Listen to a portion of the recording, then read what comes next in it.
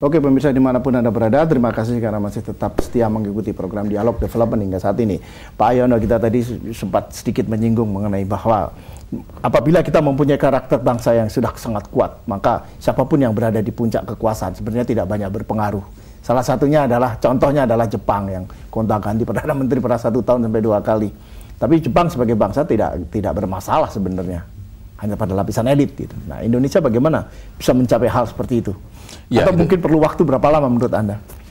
Kalau bicara waktu ya, tentunya kita ini tidak banyak waktu sebetulnya. Ya. Namun demikian kita juga jangan terburu-buru mengatasi masalah dengan membuat masalah baru.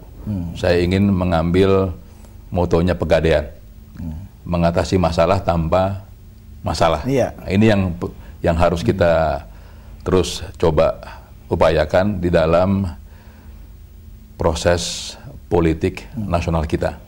Karena pada akhirnya publik itu menjadi satu kekuatan yang efektif apabila para elit politiknya memiliki ketulusan dan keikhlasan untuk terbangunnya satu sistem yang demokratis, suatu sistem kaderisasi yang profesional di berbagai bidang profesi, apakah itu di politik, di pemerintah maupun di dunia usaha.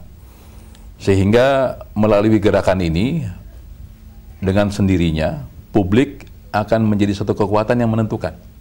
Sehingga dengan demikian, marilah kita syukuri bahwa Undang-Undang Dasar kita pasca amandemen, itu menetapkan Presiden hanya boleh 2 kali masa jabatan. Nah, ini jangan dirubah. Hanya karena untuk kepentingan jangka pendek. Ya, saya ambil contoh umpamanya di Venezuela, ya sempat terjadi merubah undang-undangnya karena hanya ingin capres supaya bisa lebih lama memimpin. Dan ini biasanya keterusan nanti. Iya, betul. Ya, keterusan. Nah, oleh karena itu saya bersyukur Presiden SBY sangat menghormati Undang-Undang Dasar.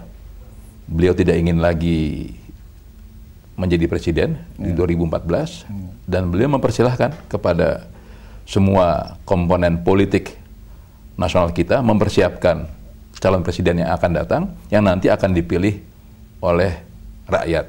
Jadi ini suatu hal yang menurut saya sangat penting untuk memastikan rakyat kita bisa mengikuti jejak masyarakat Jepang yang sudah terlebih dahulu maju. Ya. Sehingga kekuasaan benar-benar ada di tangan rakyat, bukan di tangan orang per orang yang biasanya ada di kalangan elit politik atau dunia usaha. Ya, rakyat hanya jadi objek aja. Persis. Pak, ya, tapi kita ketahui juga bahwa Indonesia kan sebuah negara yang bersifat multi etnik, multi ras dan multi agama. Jadi komplit ini Indonesia seperti.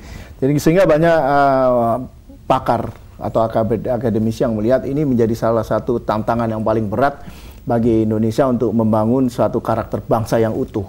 Anda setuju dengan pendapat itu, Pak? Sangat setuju, Pak Kikin. Ya. Bahkan banyak pengamat yang kagum melihat Indonesia bisa survive sebagai negara yang bersatu. Karena banyak pengamat mengatakan pada saat Indonesia memasuki era demokratisasi dan keterbukaan, dia akan terpecah belah menjadi negara-negara kecil. Tapi kita buktikan berbeda.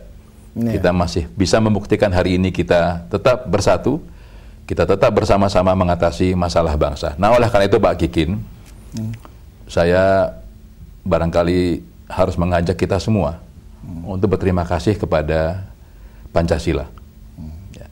Karena sadar atau tidak, Pancasila ini sudah melekat di hati rakyat Indonesia. Sehingga apapun yang terjadi, apapun perbedaan pendapat kita masih saling menghormati satu sama lain. Tadi Pak Kikin mengatakan kita beda agama, beda suku. Ya. Kalau tidak ada Pancasila, Pak, ini saya rasa kita sudah sama dengan Uni Soviet nasibnya. Ya, tapi karena kita punya Pancasila, kita punya bahasa nasional juga ya. Ya, Soviet nggak punya bahasa nasional, ya kan.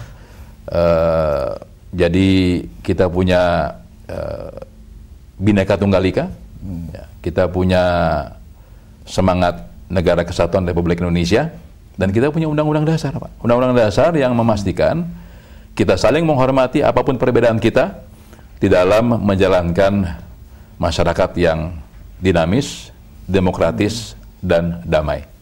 Ya, dan ya ini jelas satu hal yang menarik, satu tantangan yang harus bisa diselesaikan.